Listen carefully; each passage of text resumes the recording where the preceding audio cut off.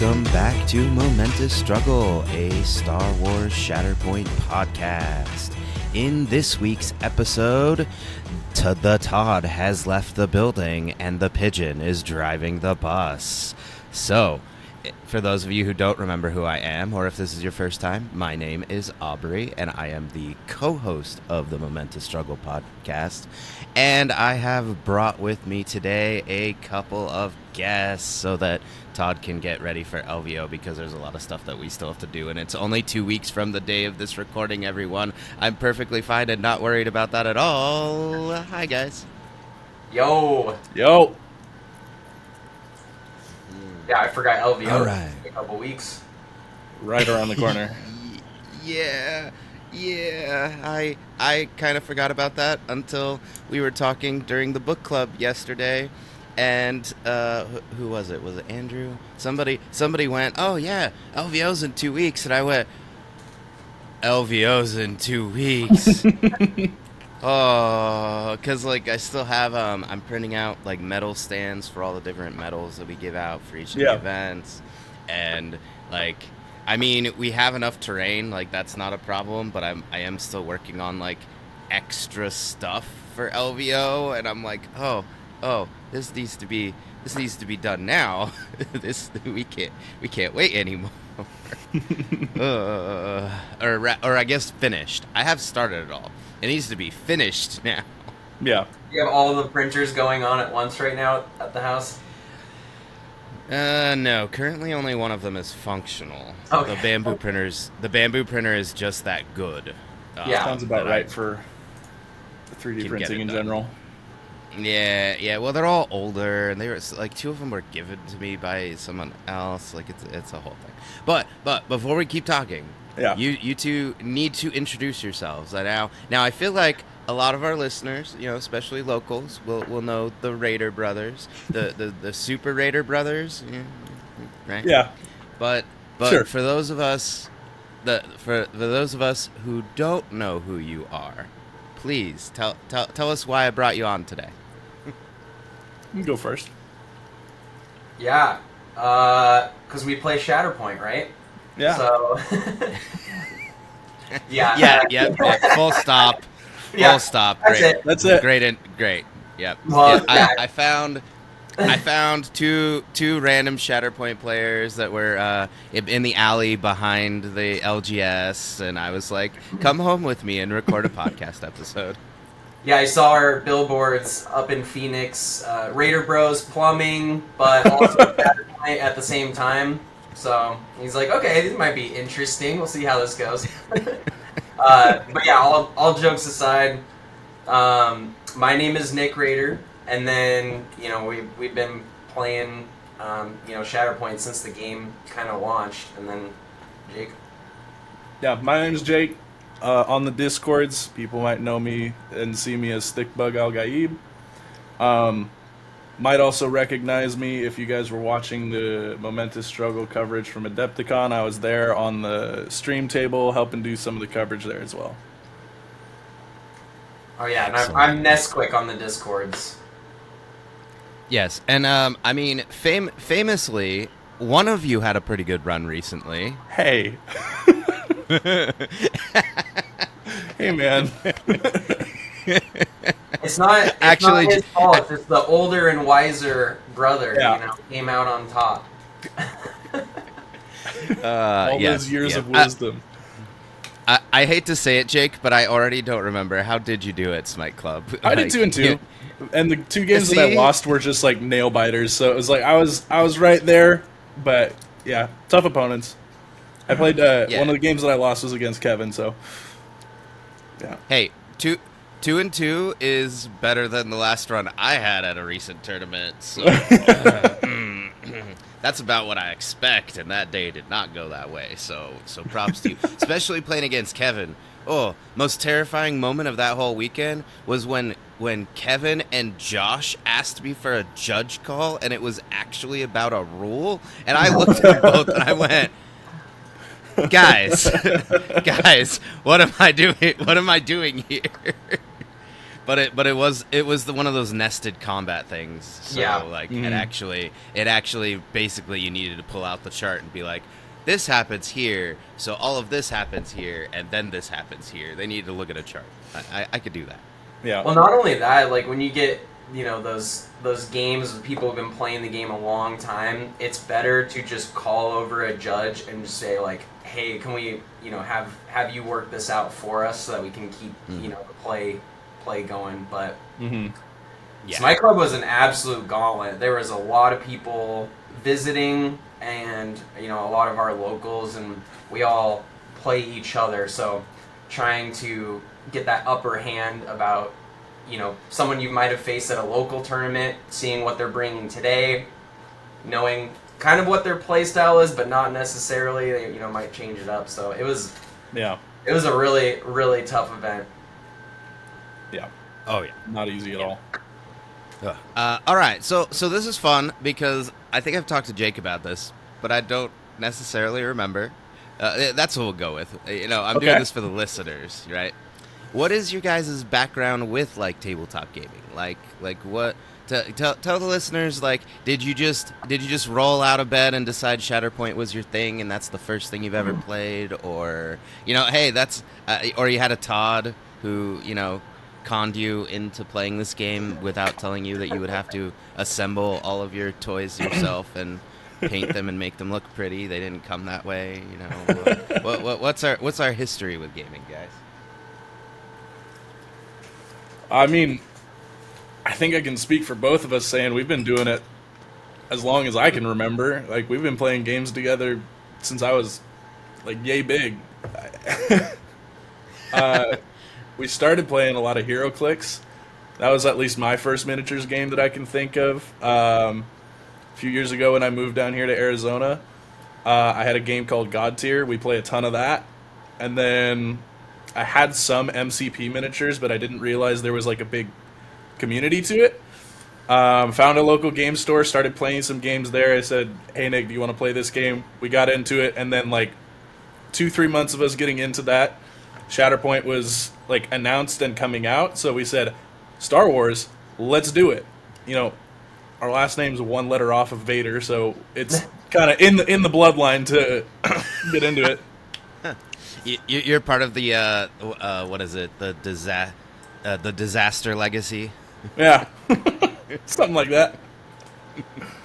But yeah, just to follow up on what Jake was saying, when we were both kids, our dad is super into like Star Wars and like comics and all that stuff. So he discovered and found this game called HeroClix, and so he went out and got like all of those. So we would play, as a group growing up, and then I got older and graduated from like high school and moved away and whatnot. So I took a long break, from playing like board games or whatever. So I really have to thank Jake. When he moved down here, he brought a bunch of his like different tabletop games and stuff, and he introduced me to God Tier, which I had a super fun time with. And then we got into to MCP, which led us to AMG, and then we saw Shatterpoint was coming out. And in my head, I was like, that'd be really cool to start with a game from the ground up, and then from there.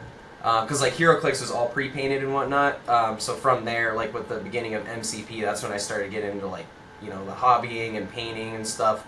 Started out with the finger painting model. That my beginning models didn't look so good, but definitely been practicing a lot more of that. So I really enjoy the hobby side now too. So yeah, it's an awesome experience.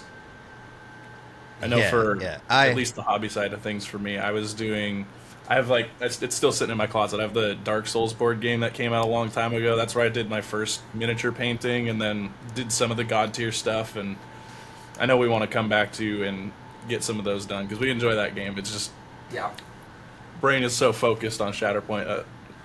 That's what takes up most of my hobby time nowadays. Oh no, I understand that because I always look at other games and I'm like, ooh, that could be fun, that could be interesting, and I'm like, when am I going to have time to do this thing that I'm looking at? Okay, all right, move on. And Very nice, guys. Thank you for sharing. And now, we don't have to do this too much because I know we actually got a lot to talk about. But we always like to talk about what you've been up to recently. I can start because it's very short. I got both of my league games in last week, so I mainly this week have been doing a lot of hobbying and behind the scenes 3D printing. I finally got to work. I finally started on Jin Urso because Omnis keeps talking like he's the only person playing Jin Urso. And I'm like, the only reason I haven't put Jin on the table yet is because when I started assembling her, I started looking at all like the nooks and crannies and like all the color you're supposed to get, and I was like, nope, I am not assembling you. I am going to paint you, assemble you as I go, and paint you some more, and then eventually, because I'm not good enough to do the like, I'm going to put this color right here on this part of her jacket. No. Yeah. So again, that I'm happy because I think I've painted her at least well enough that I can put her together. This was my first time painting a head not attached to a body, and it kind of freaked me out a little. I had this little zombie head tucked in like blue tacky as I'm like painting it. Sorry, that's just where my brain went. Yeah. And I was like, That's funny. yeah. So that's pretty much what I've been doing. I mean, I don't think I talked about because one of my games was on Sunday. That was my second league game was with Captain Jim, and so that game was a lot of fun. But I kind of felt bad because it ended like things like just every time something could go one person's way or the other, it broke my way. Like every time, if it was a dice roll, if it was the flipping of the struggle card, the dice on the priority objective, just like over and over every time I was like, well, this is benefiting me. So like we only did 2 struggles, but we were having such a good game that when we figured out that I won the struggle, we were both like, well, I kind of want to keep playing. Like I didn't want to stop playing. I was like, but I won already. Okay. So sad. So I mean, so that was at least a good time because we both kind of had the same look on our face, like, but we're not done playing. Like we want to keep going. It's my turn to pull the tug of war. Yeah. Right. Yeah. Well, it was just a pretty swingy. Like, we had like 2 or 3 times where all of the objectives, like switched control. Like we did some craziness because it was Rebel. It was Cassian, and who was I playing with? Cassian, not Mando. Oh, PLC. Cassian PLC into like some classic Empire. Iden.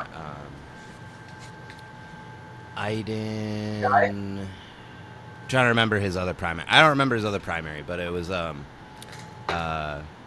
End of Empire, and yeah, good game, but like I got lucky way too many times.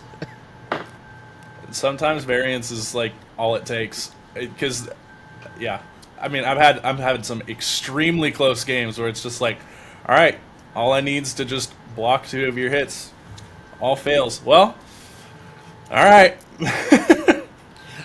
I mean, okay, you're right, but when I say variance, there were 3 times. I don't think they were in a row. I think it was like 1 was a little early and then 2 were later in the game, where I said, if I get Ezra right now, or no, I wasn't playing Ezra. Well, whatever. Insert character here, because sorry, I'm playing 4 different Rebel teams, so I keep getting mixed up which is which.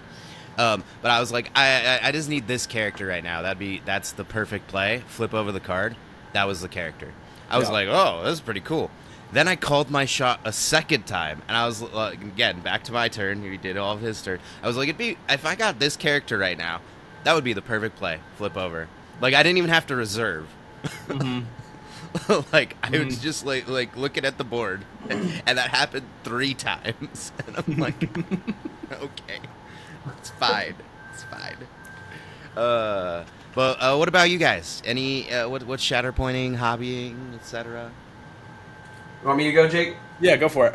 Mine's kind of short too. So after a larger event, I typically try to tell myself like I'm not touching the game for like a week, like maybe like a little bit of hobbying, but too many practice games, just mental exhaustion, and then after a long weekend as well, it's just giving yourself that recovery time so that you don't get burned out on the game or just in general. That's what I try to do. So after Smite Club, I didn't even really think about the game for about like a week, and then I was like, okay, it's been a little long now. Now I'm excited to play again. So I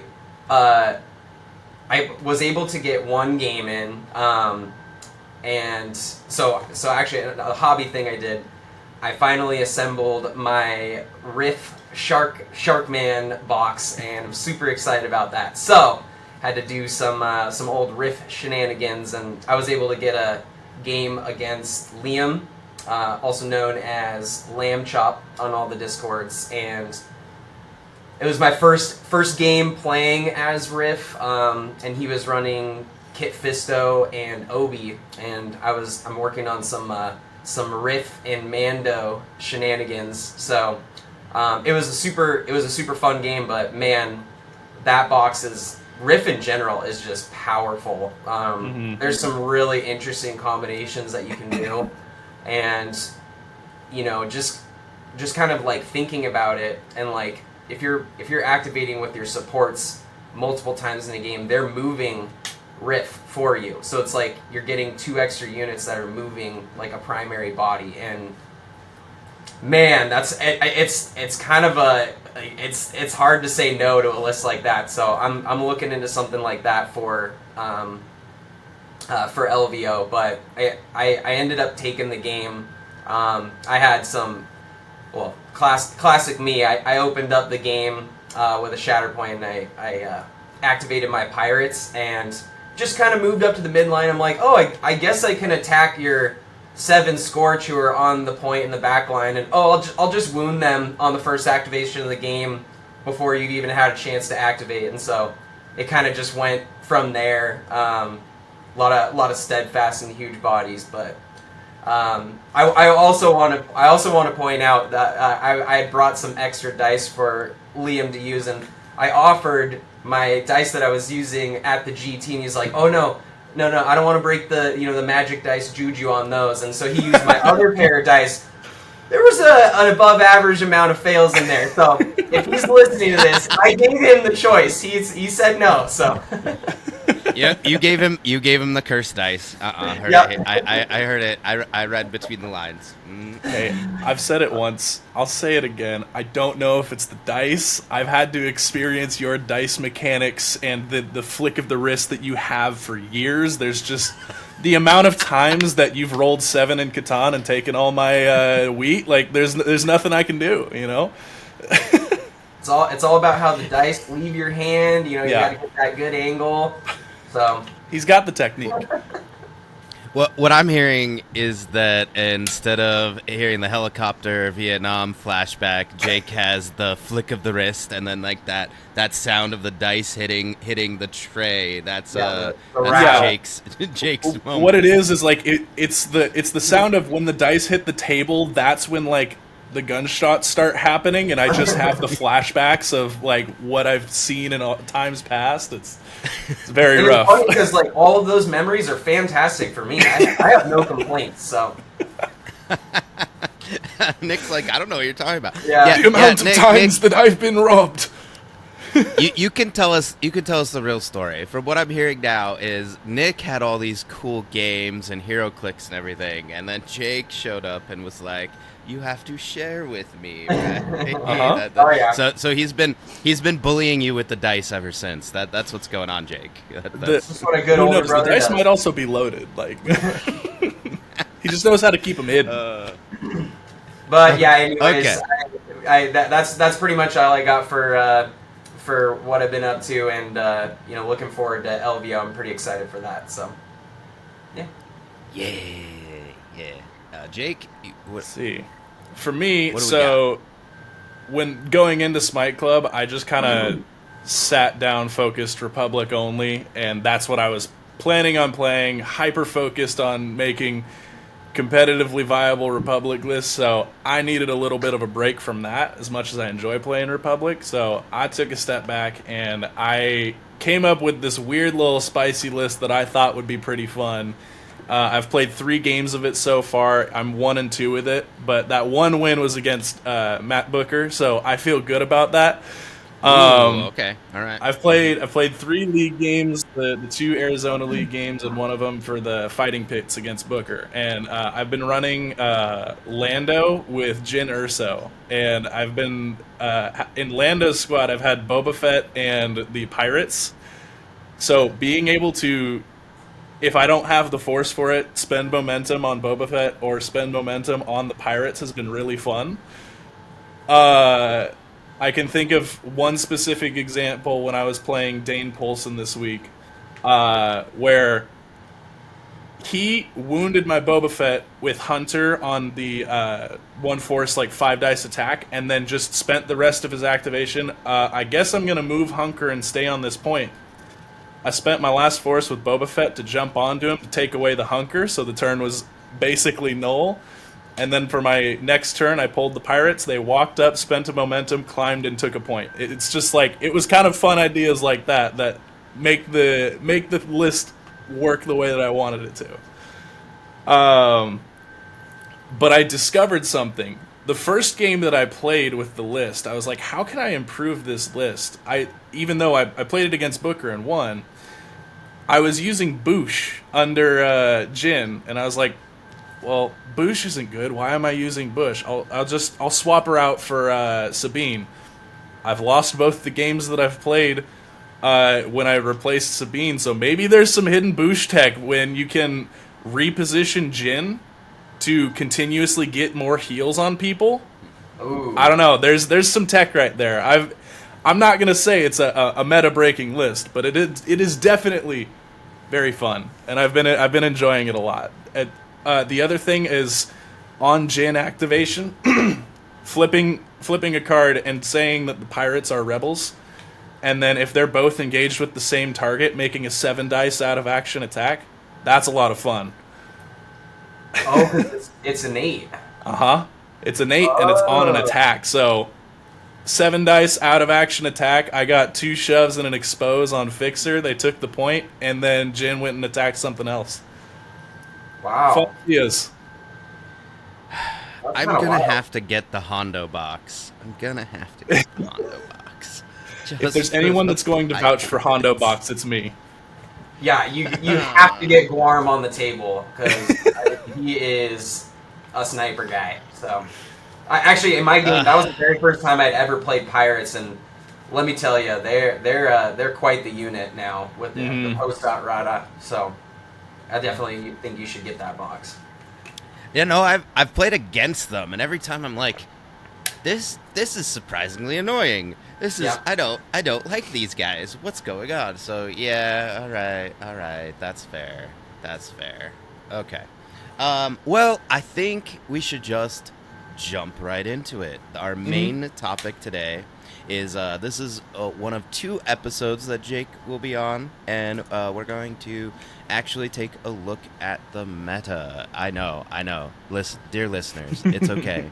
I will still provide you lots of silly stories and anecdotes as Jake and Nick are actually diving into the statistics and providing us with a good idea of what's going on. We figured we'd start first by looking at a recent event, which I am going to bring up here. It was the Return of the Jedi Trials GT that just happened in Manchester, UK. Shout out to Quincy, one of our community members who played in this event.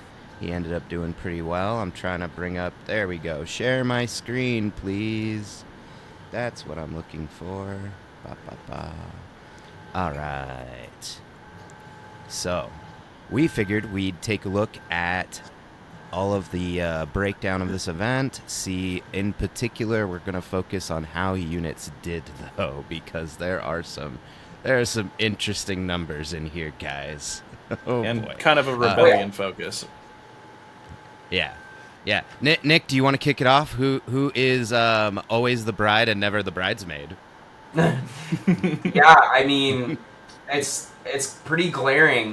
We have another major event where Cassian is just brought a majority of the time. He again was one of the most primaries, but then was played in the most games. I think I took a quick look. It was like something 20 more than the next unit, which was boss. So, you just find it interesting that Cassian is making another appearance. But at the same time, in my opinion, I think he kind of fits that role that the Mandalorian took when he first came out. He's just a very versatile unit. You can, I mean, especially if you're looking at, some of the pairings with Cassian, it looks like a lot of the players and community members are still figuring out what might be their preferred secondary unit or additional primary unit with Cassian. So you're seeing a lot of Jin, you're seeing Kanan, PLC. So Cassian just kind of fits that mold of like he can go with a lot of different things. I know that there are quite a few different people in Arizona that are playing Cassian with like Empire style lists. So like he can just kind of fit in with a lot of different things, which I think is one of the reasons why we're seeing him pop up so much and getting played so much. And then not to mention some of the abilities on his card are just really good. And then, he's also a 9 squad point primary, so you can fit a lot of different units with him. Especially some of the newer ones that have come out, like Baze and Chirrut, just mesh together with him so well. So that's some of the things that I am noticing. Yeah, if you look at the top 8, 5 of the 8 top 8 lists have Cassian in them. In fact, I think almost all of them are Cassian PLC. No, there's one Cassian Jin. But Looks like there's a Cassian Kanan at the second roster too. Sorry, say that again. Looks like the Simon, who got 7th place there, it looks like he has Cassian Kanan as well, and maybe a little bit of Cassian Freedom Fighter Leia as well. So it's really interesting how how players are starting to utilize his kit with some of these other rebels or just some of these other primaries in general. He just fits in a lot of different places. Yeah. Being the fact that his identity can basically just be used on whatever you want, and I mean, it's the fact that you could take him in a suboptimal list, and a lot of his abilities are still just fine. Like, you're gonna see him played a lot, and I mean, looking at what was brought with them. I mean, it's a lot of Kiadi-Mundi, to no one's surprise. I am intrigued by the fact that it was a Kiadi Mace list that made it all the way to the top here. I'm trying to bring up the exact list. Mace Windies in the top 8, which is really cool. Right. I wasn't expecting that. So it looks like it's Mace, Snips, Arfs, Kiadi Shock T501st. I feel like Cam Shock T501st is like the stock Kiadi list, and then it's the other list that they're playing around with. Yeah. Especially, I mean, the 501st, their glow up has been really good. They just put through that damage when you just really need it, and that extra health is just so relevant. I've definitely played a few games where I take 7 damage. In the past, they would, be dead, but now they're alive on 1, and I can try and make a play. Yeah, I mean, I think it was Samson that made the call out to me. I can't remember if it was Samson or one of the buddies that we play with at our local store, who said Grievous's whole job and how he was designed was on one side you can consistently get like X amount down the tree, and that's going to do 7 damage, and that would kill most clones. Since the update, Grievous wasn't touched up, the clones were touched up, and that job that he had to consistently one-shot clones is no longer a thing. So it's especially on the 501st, you're feeling that effect now. And I mean, if you're consistently on your turn with the 501st, both of them attacking the same target, if both of them get 2 down the tree, that's like close to 7 damage off the top of my head. I can't remember exactly what it is, but it's 7 damage because they do 3 damage and a strain or something like that, right? I think it's 3 and a pin. Let me pull it up real quick. That's what it is. Pull up I have Point Break so I can take a look at. I did find something interesting about this event as well, though. Cassian was hovering at I think it was a 68% win rate, and he was brought in the most, or played the most times in all these games. He had a really, really good day against Hunter and Boss. A lot of players were running Hunter and Boss together, and he went almost undefeated against that type of combination. So I found that really interesting. Rebels outdueling the Delta box, which, it seems like it's a very powerful list that has a lot of, ways to wound different units. So in the heads-up match, it looks like it was doing really well. Yeah, if you look at the event statistics, the top 3 are PLC, Jin, Cassian, done. I am impressed. I mean, they Vader Emperor's Servant sitting up there too with a 60%. Oh, I just had to lean in close to the computer. Oh, welcome to your future, Jake. No. Do not put this curse on me. Let me keep my youth. And hey, look at Hondo didn't get played. He only got played in 6 games, but there's your boy. Praise be. That's good business. Yeah, there you go. But I mean, look what's hovering right underneath Rebels. We got Kit Fisto, shout out to Liam again. There you go. Kenobi, Skywalker. Wait, where is Kiadi? Whoa, wait a minute. Okay, Kiadi Mundi down here at 47%. That's surprising, especially given he was in the winning list. So yeah, we're leaning on. It's Cassian. It's looking like Cassian's world here, guys. Yeah, something when it comes to, I play a lot of like competitive online games with friends as well, and something that always comes to mind when needing to touch up and balance things for a competitively focused game is you want your characters to be sitting at around a 50% win rate. If they are below that, they should be considered to be looked at and touched up a little bit.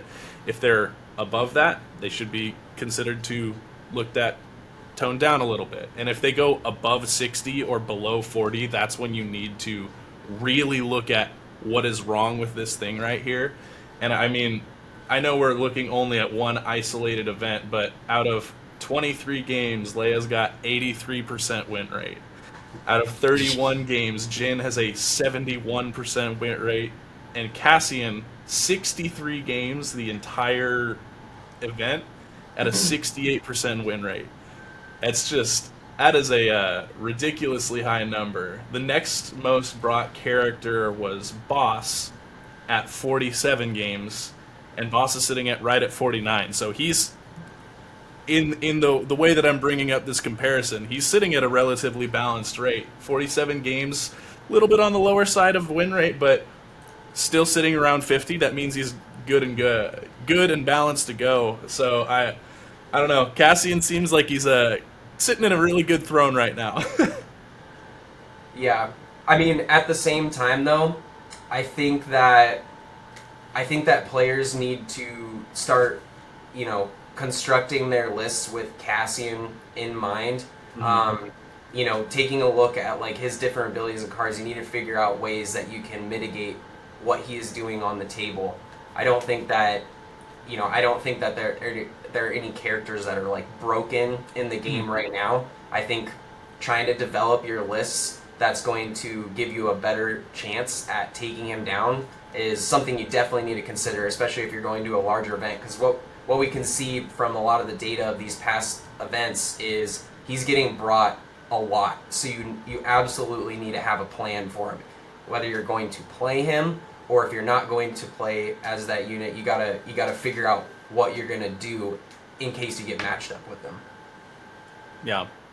I mean, that was kind of what went into a little bit of my list building for the GT here in Arizona. Was I was kind of asking around, and I wanted to focus down on playing Republic because I felt like, at least in America, there's not a high focus on Republic gameplay, and so I wanted to hone in on that, and I almost didn't bring Delta Squad, even though they're the new shiny box. I wanted to see what I could do without bringing them. And I think I have to think, if I'm not mistaken, I think it was Samson who came up with the list, and I was playing a lot of Obi-Wan Kit Fisto as one of my solutions against Cassian, because keeping those hunkers and just keeping tanky units steadfast, sitting on a point, most of the time they're not going to be consistently getting 2 shoves, and 2 shoves is all you need to shove someone off of a point. So if you have steadfast, they're not going to move you off the point, and if you do get moved off the point, you cash in your hunkers, hop back on, and keep the point. That was kind of my mindset. I just had the good graces of never having to face Cassian in my rounds, so I got lucky with that. Didn't end up bringing me to day 2, but I felt happy with the choices I made on my list. So yeah. And if you, I'm going to jump over to these statistics. This is from basically, we picked like mid-May as a starting point, so right around whenever the errata dropped and moved forward. What you're saying does at least seem borne out by like the units that people are playing the most, because, it's being played just slightly more than the Rebels. We got Rex, ARF, and 501st right there. Now, I'm sure a lot of people, it's Premier List, they might be pairing Republic and Rebels together because, I mean, based on what we're seeing in that event, and based on, a lot of people's player styles, I would say, Rebels, Republic tend to go together. All the things being equal, and also you get a revenge list and like either a tanky list or a dice displacement list. Like Republic feels like it has all the shiny toys. You can build Republic to taste right now. Oh, I totally agree. It's awesome that they have so many different combinations and styles of play. Yeah. Another but let's see. that Can I was find noticing win rates from this last event, go for it. real quick, is Yes. something that is actually, I think, feeding into the Cassian machine right now. Is I'm looking here, and of the games played, the most brought and played mission was Sabotage Showdown. And if there's one thing that we know is from the beginning, they called the first act of Sabotage the Death Donut. You have every objective on around the outside. It's meant, and it's very close together, so it's meant to bring people in and start fighting.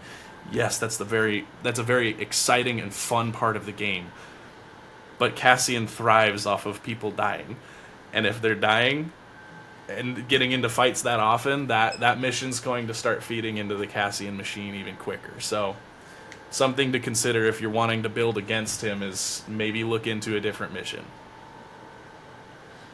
Yeah, I have started playing shifting a little bit more.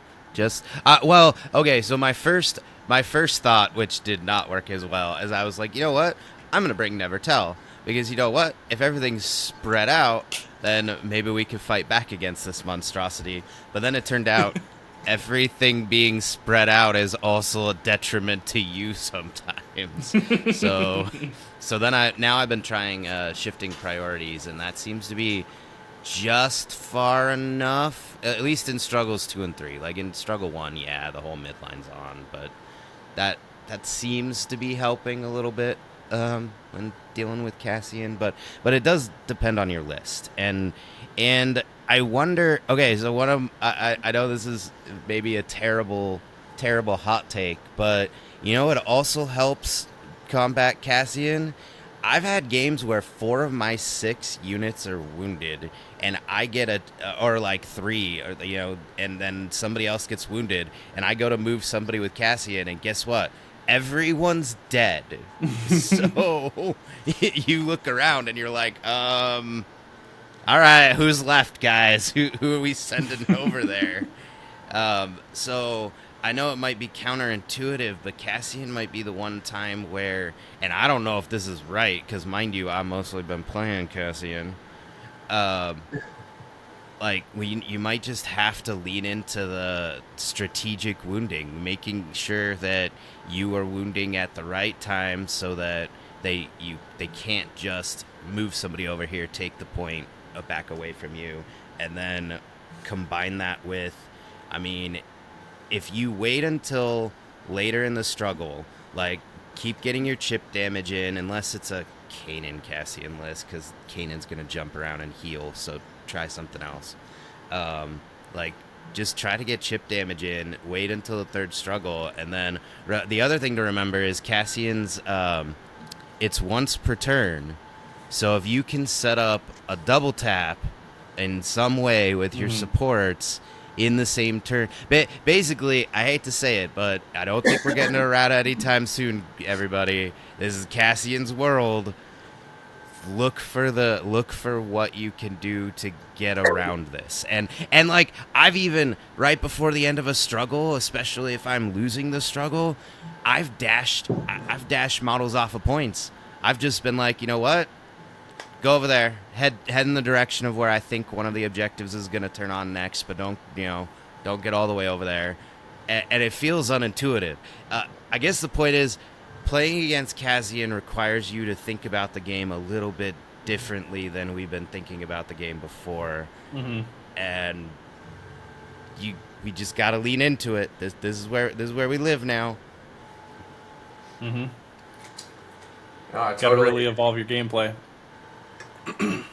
Yeah. One of the things I kind of was working on, so like, I played 7 total games in the Arizona GT, and 5 of them were against Cassian.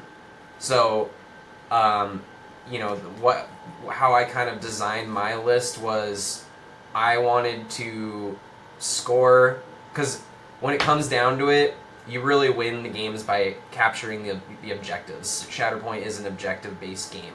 So if you can move all your units, capture the points really fast, maybe you don't even necessarily need to wound. If you're just scoring those struggles, then you can win the game before it really has time to take off. That's why I decided to choose shifting as well, is moving my models up the board really fast, capturing 4, sometimes 5, just really ends those struggles quickly. Another thing as well, Cassian does not have a way to refresh force or limit like the cost of his abilities. So if you can put your opponent's Cassian in a really awkward situation, maybe he's alive on 7, 8, 9, but he has a strain on him, or if you wound him before a struggle ends, this town is ready to blow is either going to cost a force in a 5 force list, or he's going to wound himself to use the ability.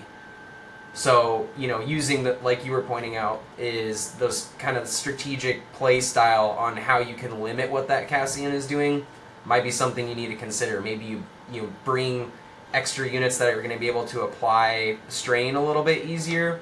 For example, there's this primary that's really good that kind of everyone forgot about, named Aiden, that when she wounds something, she applies a strain, or in a disarm, I think, or a disarm, but you apply that strain onto something that maybe wants to move to that point to recapture it, well then they're going to take 3 damage, and so you can just really chip those down.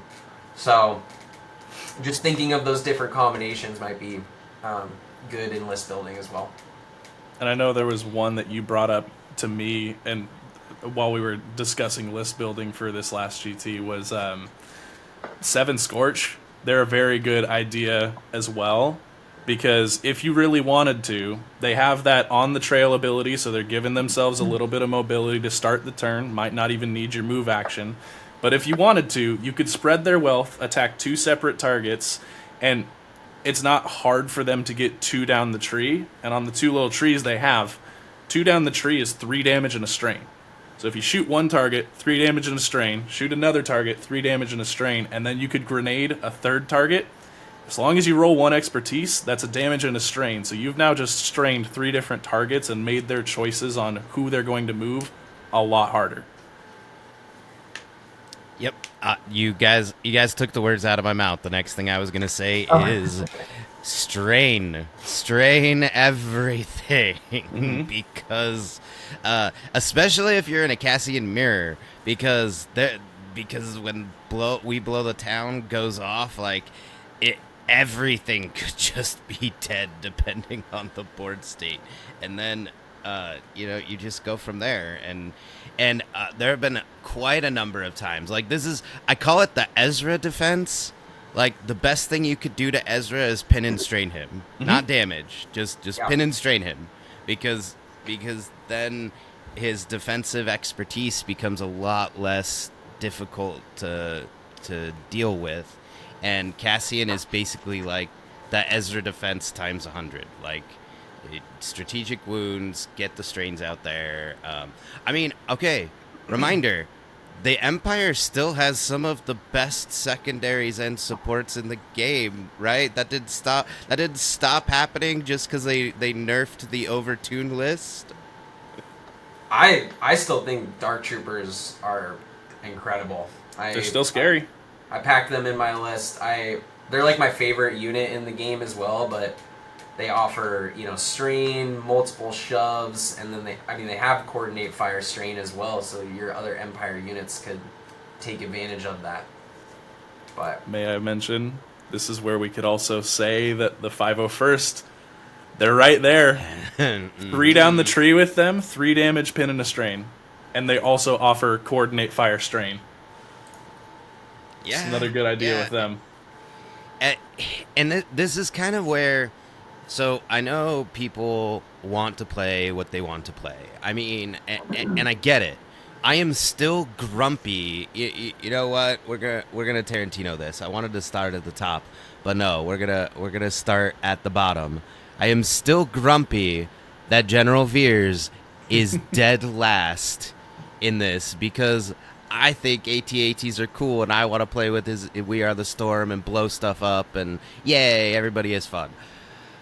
But if you are a player who is looking to do well at events, that's what we're talking about today. We're not talking about having fun and playing with the snow troopers with Veers, even though I think that would be a lot of fun and I want you to do it. Today is no fun panda jokes. It's all gas, no brakes. We're talking about, like, this is the world we're living in at the top of the meta, right underneath boss. It's Cassian, PLC, Kanan, Jin. I wonder if Cassian's abilities are going to get errated in the future. Yeah. It seems the meta has friends everywhere. Right? And I'm the one who's like, man, I want to play like Luke and some of the other rebels we've got, and instead I'm like, well, I want to play rebels, and winning is fun and gives me a nice happy feeling in my belly. So hi Cassian, you and I are now friends. I think it's also really tough for like us, because like I know you were as well, Aubrey, but I was playing rebels last year as well, and when we were living in Aiden's world, and it was really tough to deal with. I just wanted to play those characters. So now, we got a couple new boxes, feeling pretty good. Life is good with all the rebel units, so it's hard to not bring them to the table. Yeah. And I hate to complain because, I mean, one of those units was Kanan Jarrus, and look who's, tucked right up there just above Jin. I mean, it's not like Kanan was a bad primary. I still think he's one of the best primaries in the game, but you basically were locked into, like, if you wanted to play Rebels, you had to play Spectres. And some people, like I have a friend of mine, she doesn't play very much Shatterpoint, but she keeps coming and showing up every once in a while. And she's like, well, if I want to play a good Rebel list, what should I play? And I was like, at the time, I was like, well, a good Rebel list is Spectres. And she's like, I don't even know who they are.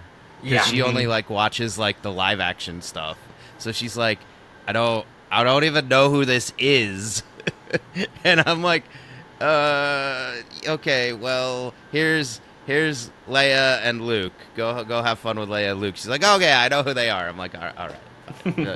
So there's something to be said to at least have recognizable Rebel characters and not ones that, like, if you love Star Wars, yes, you know who Kanan Jarrus and the Spectre crew is. But, some people love Star Wars and didn't care about any of that stuff, so there's also that to think about. I think that's also a great point that you bring up, because like a lot of people I've talked to, their favorite Star Wars character is Captain Cassian Andor. I'm a crazy person. I know I still have not watched Andor season 2. I'm working on it. What? No. Okay. Nick, you don't get to watch football until... Wait, is it football right now? What sport is it? I don't know. What? Yeah, okay. he's already you're not prepped allowed for to game watch. day. Yeah, you're not allowed to watch sports ball till you do Andor. Come on now. Jake can attest. It is not my fault. It is not my fault. I haven't seen season 2. Okay. I'll leave it at that. So I don't want to get in trouble, but this is true, because I have a tattoo from Arcane. I've been begging them to watch season 2 of Arcane since it came out in November last year. Still haven't. Same thing with Andor. It's just it's a house discussion, and we'll leave it at that. I'm super behind on Arcane, and I'm about to finish season 2. I think we're on the last episode, because I understand, sometimes seasons come out and you're like, well, I'm busy right now, and then you never get back to it. But no, I'm about to finish Arcade season 2. That show's brilliant. It's incredible. Thank you to my kids, because they're like, no, you have to watch this. You have to watch it. I'm like, I know nothing about the game. I what do you mean? And they're like, no, you have to watch it. Okay, yes, they were right. Yeah. Well, it was. We're currently rewatching Stranger Things to get prepared for the final season of that. But then it's my choice next, and we're definitely watching Andor season 2. Good call. It just won an Emmy for best writing, and it deserves it. It's exceptional. Oh, it's not just great Star Wars. It is a great story. Like, they did... I'm pretty sure season 2 is better than season 1, just barely.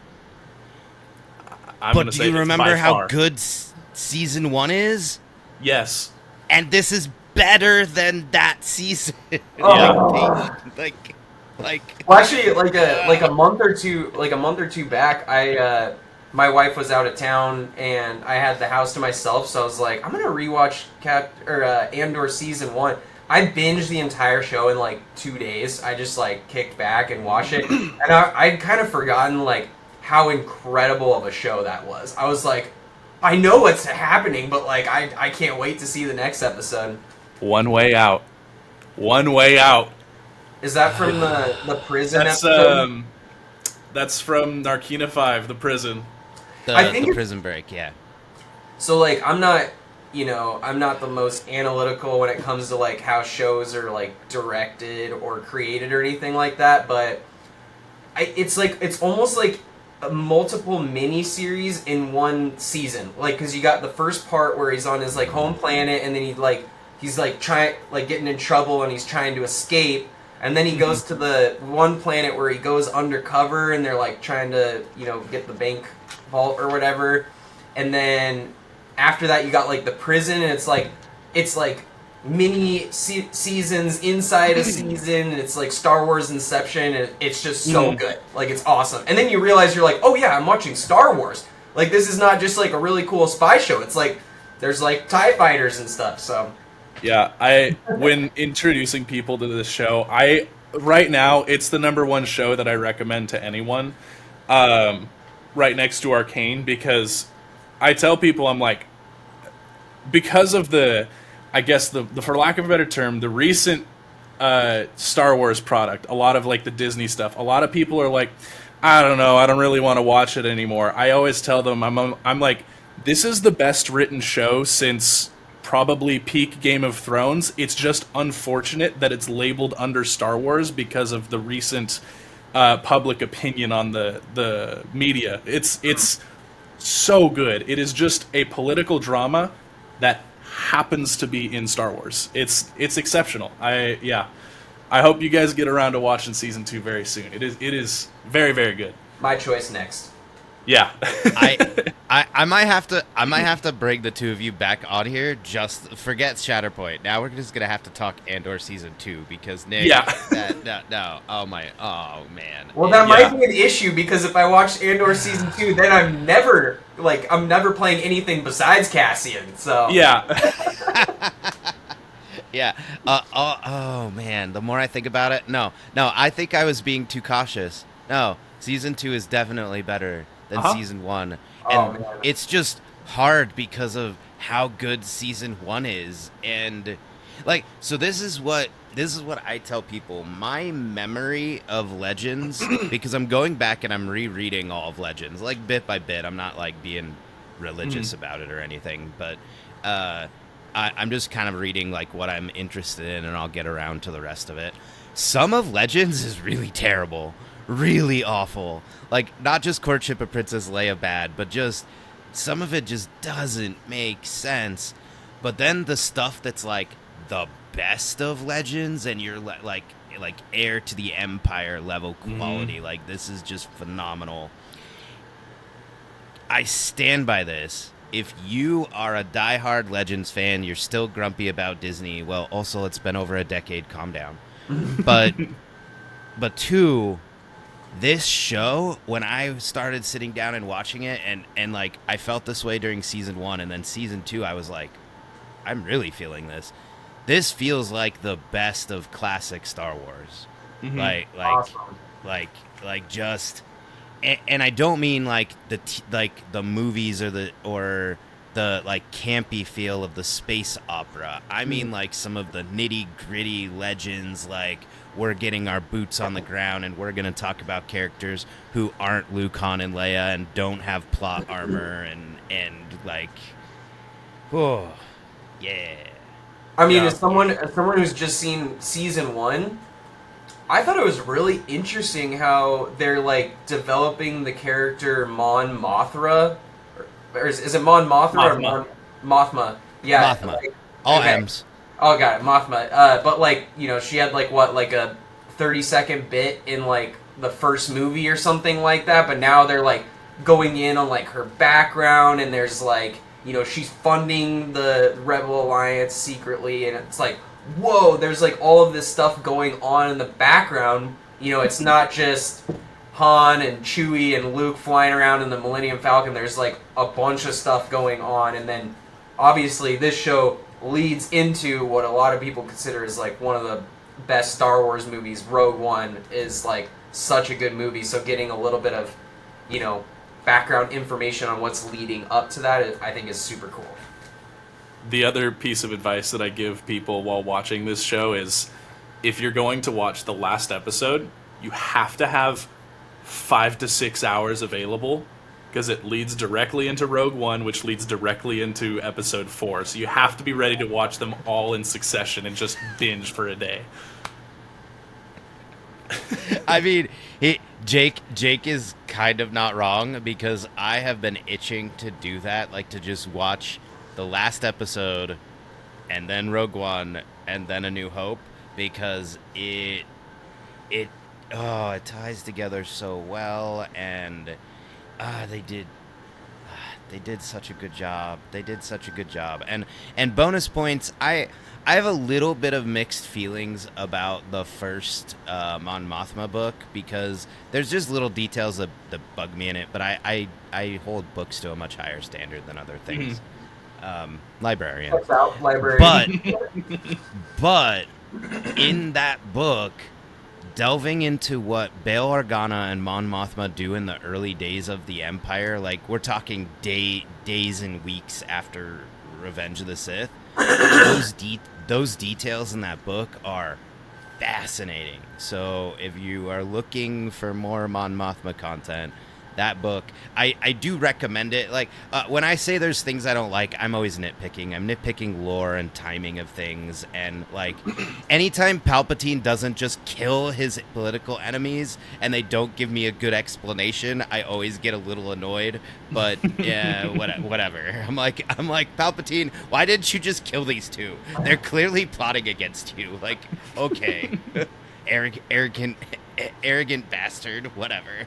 He needs to play with his food. Oh my god. I'm terrible. I'm the kid that in the Bond movies. I was like, why doesn't he just release the sharks, Daddy? Like chomp chomp. Like, why isn't he just like? Why is he monologuing, Dad? Like just shoot him. Sly dog. You got me monologuing. Yeah. Exactly. That okay. said, all right. But we've been going almost an hour here. We've got the stats for the top. Is there anything we've already kind of talked Cassian? That's what we came here for, was to talk the Cassian meta. Is there anything here that surprises you that you weren't expecting? I hate to say it, but like, the armor being as high as she is, I feel like Mandos have been getting kind of beat on recently, but apparently they're still hanging with the cool kids. I mean, yeah. I just played my Riff game within like a Mando shell. It's Riff with Gar Saxon and the Weequay Pirates, and then Mandalorian, Bo-Katan, and Coverts, and so.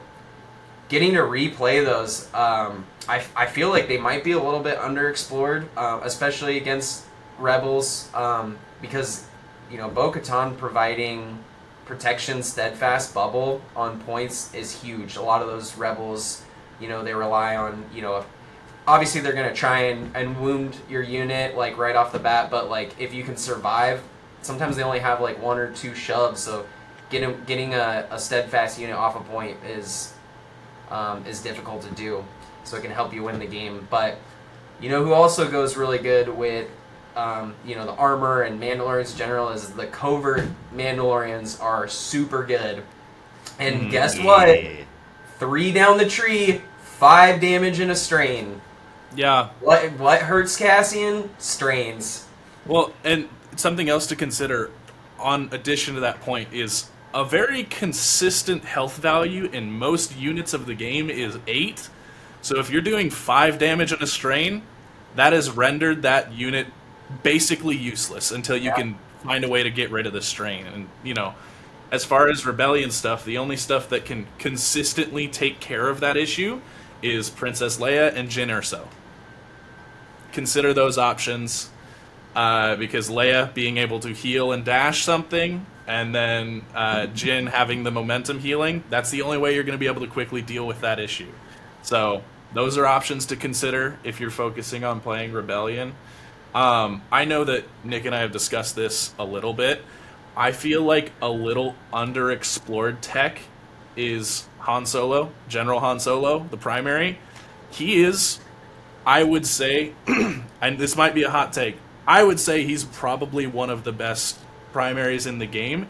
He just takes so many more reps to understand how his kit works compared to some of these other characters that he can pull off some of the craziest plays you've seen. You just have to have so many games under your belt to see those lines of play and getting him on the table. And I mean, one of them to consider is like keeping a little optimism is always going to keep you in the game. If you're falling a little bit behind, keeping your force for that is something to consider.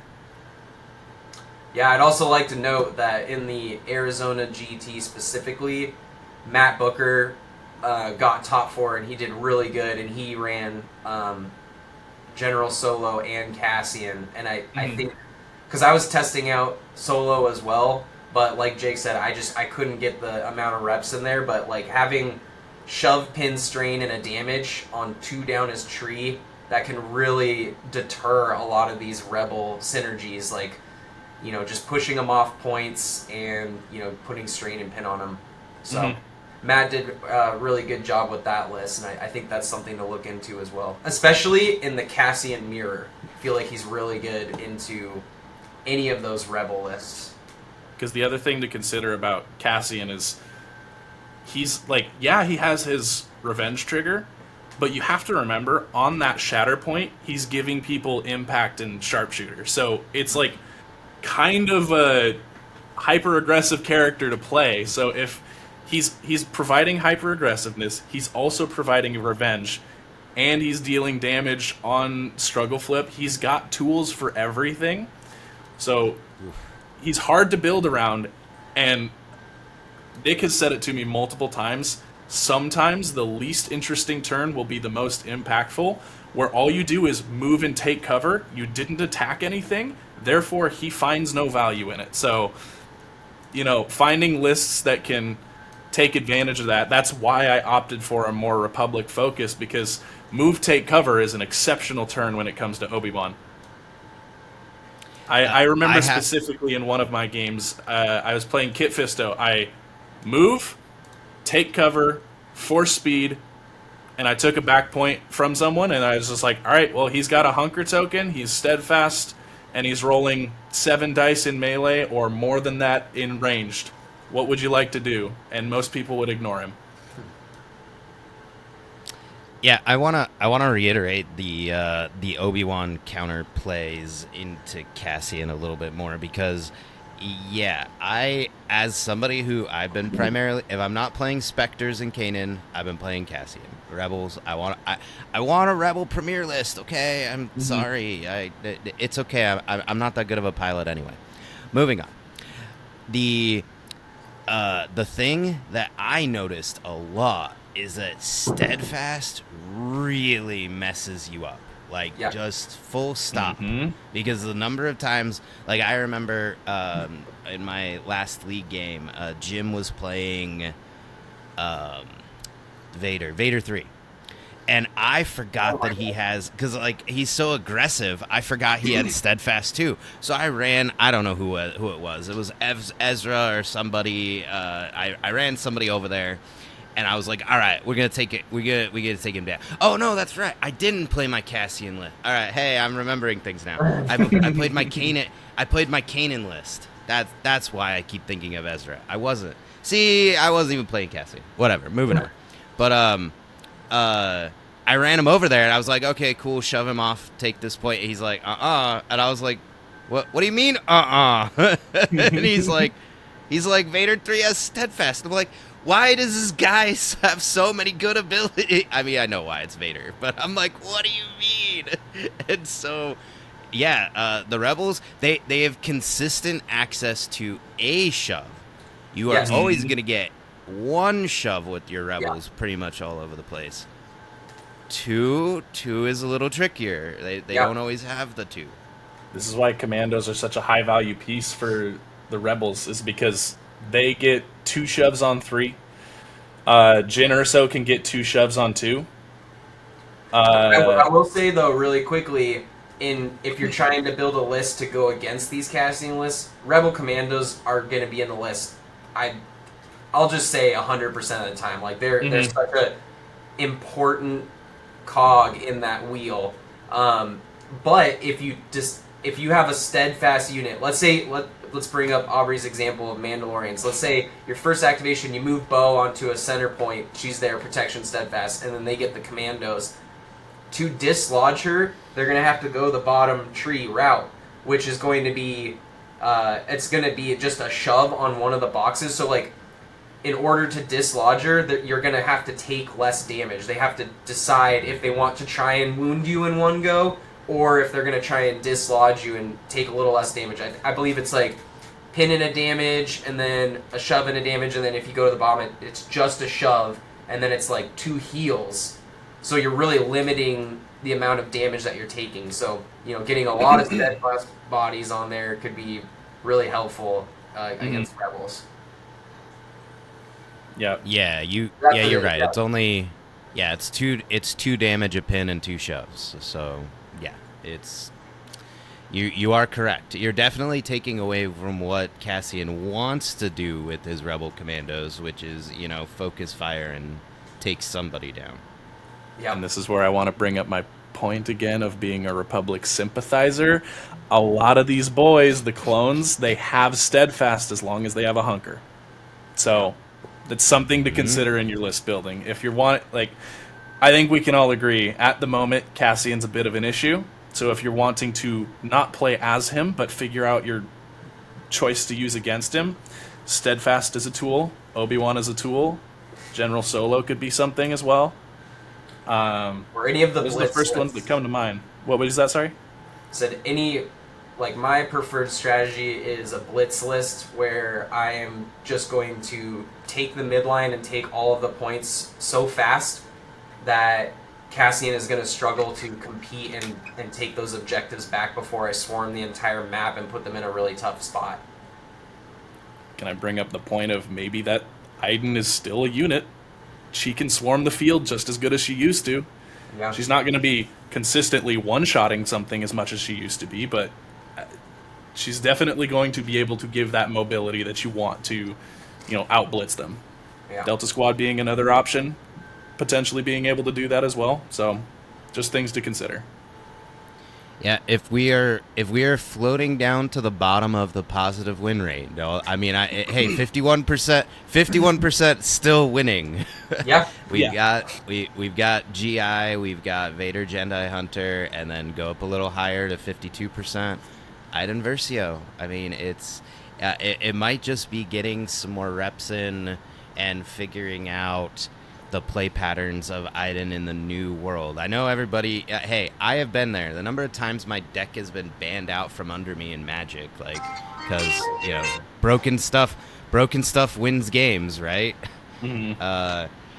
You know, it happens and you have to pivot, and sometimes the pivot is just to what you were playing before, but a slightly worse version of it. Like, that's okay.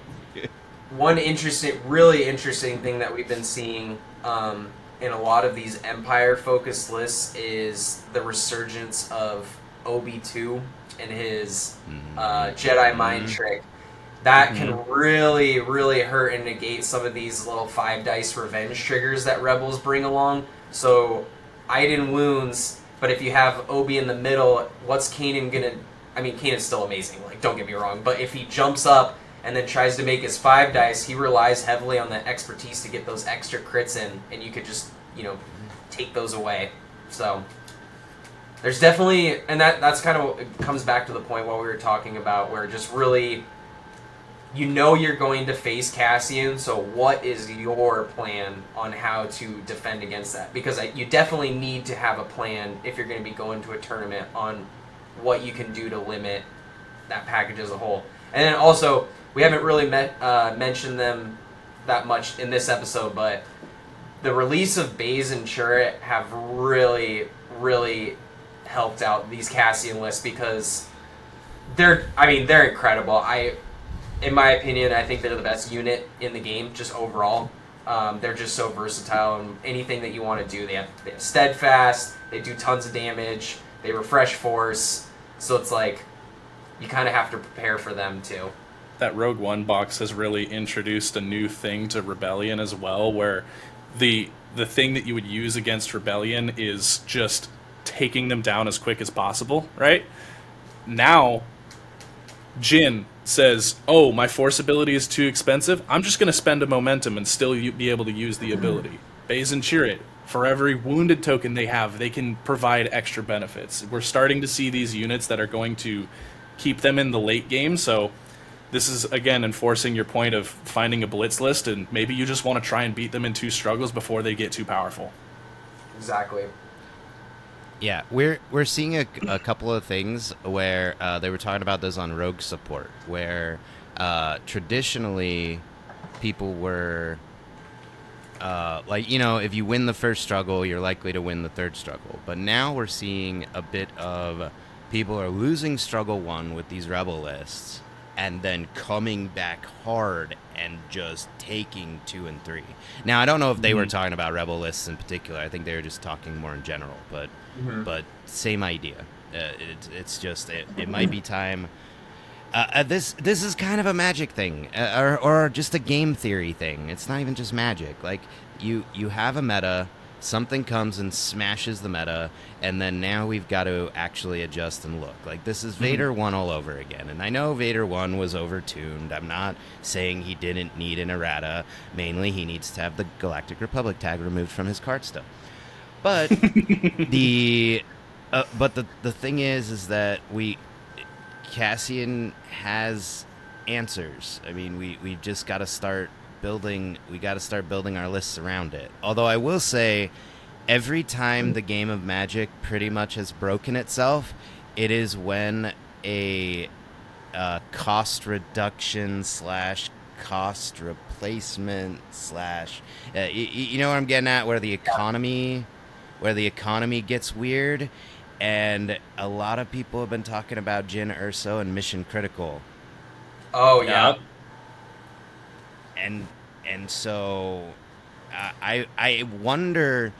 Okay, this is where I put my tinfoil hat on a little bit. I know Cassian's good. I'm not saying Cassian shouldn't get tuned, but we're starting to see Jyn put on more tables, and we're starting to see that effect. I mean, I'm going to throw a hot take out here, and I wonder if Jyn might actually be the worst of the two of them, like, once people figure her out. Like, I don't know. I want to give the same point to Jyn that I gave to Solo, where I think she requires a lot more reps for you to understand what she's capable of. Yeah. And this is why I, again, want to bring up the potential idea of Boosh, because, and I know it's a very rare and inconsistent ability, but in the niche times where it's going to be available, she gives you an additional momentum on a primary wound. Messing with momentum math is, again, the reason why I think Solo is such a good unit. Messing with momentum math really screws with the way that people play the game. And another unit that does this is K2SO with the goodbye. You can just remove him from the table, pull the struggle cube your way. Messing with the struggle tracker math can really, really mess with people how they think about the game.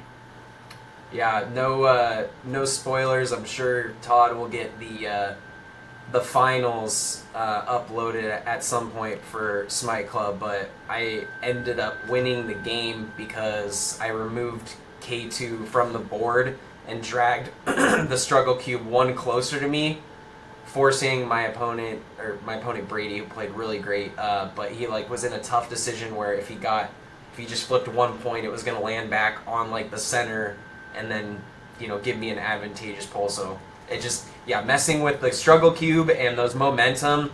There's a lot of interesting stuff going on with these rebels.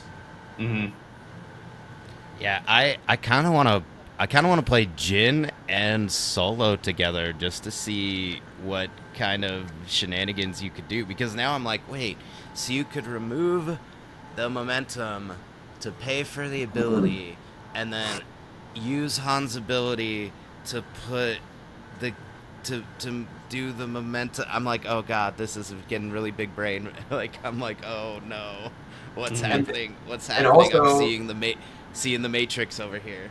I think you mentioned it earlier, but I know Jake did, but I think you did too, Aubrey. But if you also included Boosh in there and Solo in there, Solo can full advance Jyn off of his tactic, and then partway through the deck, Boosh can reposition Jyn, and so then you're moving her around into these spots where, okay, I'm just going to heal, if every time you gain a momentum, I'm going to heal my stuff back up. So if they're trying to do those, chip damage, apply strain conditions, you can just heal those off by moving her around. I think you're onto something there. Yeah. Yeah. Oh, this is getting scary. Oh boy. All right. Well, guys, we've been going for a while. I think that might be a good stopping point. Do we have any closing thoughts? It can be about what we talked about. It could be about Shatterpoint. It could be about Star Wars. You'd ask me about the library, I suppose. Any? I just, the only thing I'll say is it sounds like I got some homework. Andor season 2. Let's Yeah. go. Librarians give out homework. You gotta go watch that now. I think So if that's I the were plan. to give any closing arguments to this is, rebellions are built on hope, so just go ahead and crush their hope while you can. Make the game end too quick so they have no response. Wait, I'm wearing the Sithy shirt over here. Come on now. And I'm wearing the rebellion shirt, so... I guess also yeah. my final remark is there's only one other faction in the game that is better and has more units and boxes than the Rebels. And it's Ewoks.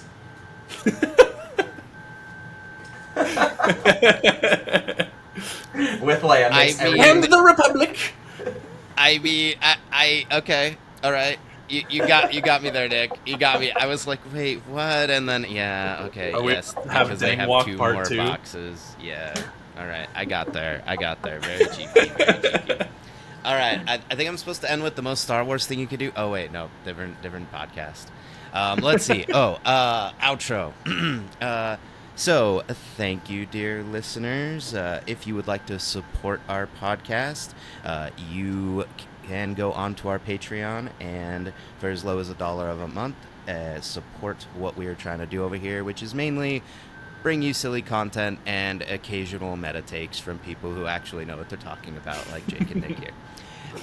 Let's see. If you don't want to support us, please rate, review the podcast on wherever you are listening to.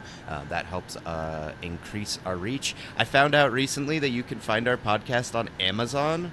That was a weird experience. Like, it pops up. Like, I was searching for Shatterpoint things, and our podcast came up, and I'm like, this is not what I was expecting. And I mean, there were others, like Rogue Support, Zion's Finest, etc. Like, they were all on there. And I'm like, wait, why is this in my Amazon search results? This is weird.